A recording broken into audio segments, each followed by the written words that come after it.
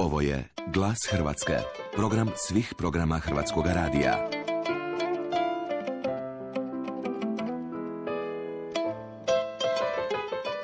Od 4. do 11. srpnja 2014. u Vrbniku na otoku Krku u organizaciji Hrvatskih studija Sveučilišta u Zagrebu i Vrbničkog kulturnog društva Frankopan održana je 5. međunarodna ljetna škola hrvatskog jezika i hrvatske kulture. Škola nudi svakodnevnu nastavu hrvatskog jezika, pravopis, gramatiku, naglasni sustav, a polaznici su imali priliku čuti i predavanja prilagođena studentima kroatistike i slavistike s temama iz hrvatske književnosti, jezika i filma.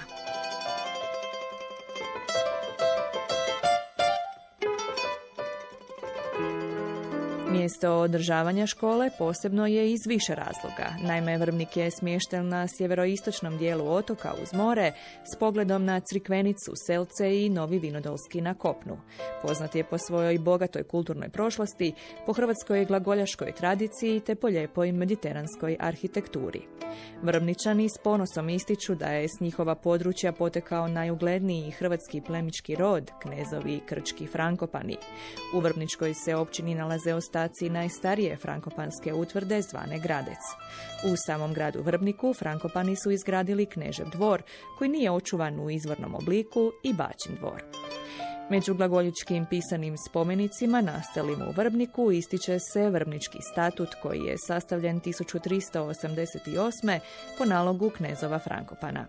Smatra se jednim od najvažnijih hrvatskih srednjovjekovnih pravnih spomenika.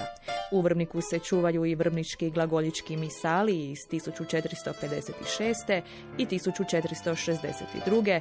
te nekoliko vrijednih rukopisnih brevijara. To je i mjesto u kojem danas postoji vrlo aktivan vrbnički književni krug, kaže nam voditeljica škole, zamjenica pročelnika odjela za kroatologiju Hrvatskih studija, profesorica Sanja Vulić.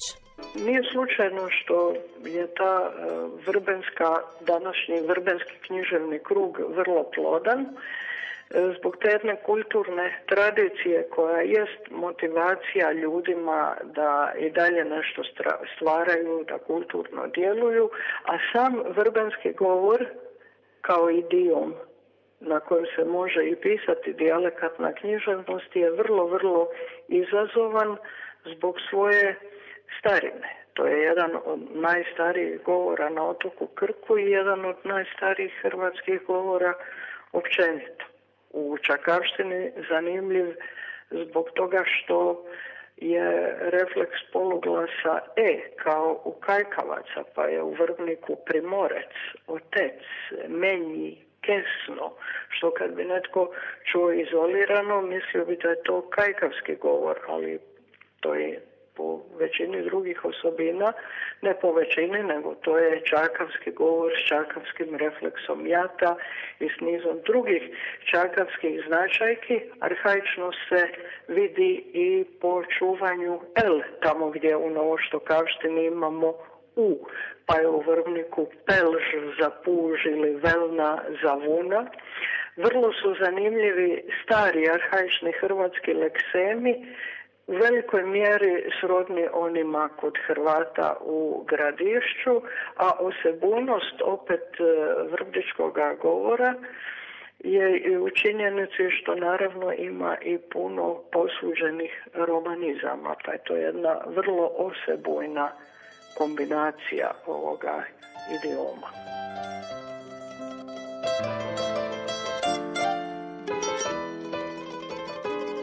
Mjesto bogate kulture i povijesti i pravo mjesto za održavanje ovakvog programa, pa evo onda da kažemo i par riječi o polaznicima. Ove godine imamo polaznike s 2 kontinenta, naravno najviše ih je iz Europe i nekako tradicionalno na ovoj ljetnoj školi uvijek je najviše polaznika i polaznica iz Poljske. Ovoga ljeta su sa 3 sveučilišta, sa sjevera sa sveučilišta u Gdansku, iz središnje Poljske sa sveučilišta u Katovicama i s najjužnijega poljskoga sveučilišta Bjelsko-Bijela južno od Krakova. Mjesto je južno od Krakova u kojem je to sveučilište. Također imamo iz Latinske Amerike, iz Venezuele, hrvatskih korijena. Tu zapravo imamo početnu grupu, učenje jezika od početka, dok naravno sa studenticama slavistike koje imaju specijalizaciju kroatistika, koje studiraju hrvatski, s njima imam naprednu grupu.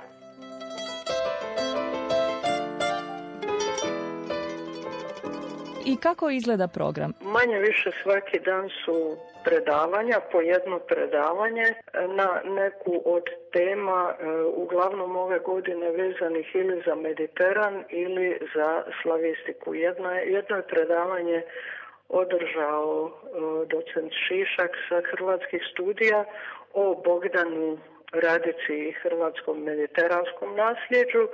Ja sam držala predavanje o začetnici Vrbenskoga Čakavskoga književnoga kruga doktorici Vlasti Sindik Pobor, koja je već 1984. objavila prvu zbirku na vrbničkom govoru i tako je, to je zapravo ujedno i prva od današnjih 20 knjiga koje su na tom mjesnom idiomu objavljene. Profesor Mario Grčević Hrvatskih studija je govorio o hrvatskom jeziku u 19. stoljeću u kontekstu slavistike općenito, a profesor Daniel Labaš Hrvatskih studija održao predavanje o hrvatskom filmu.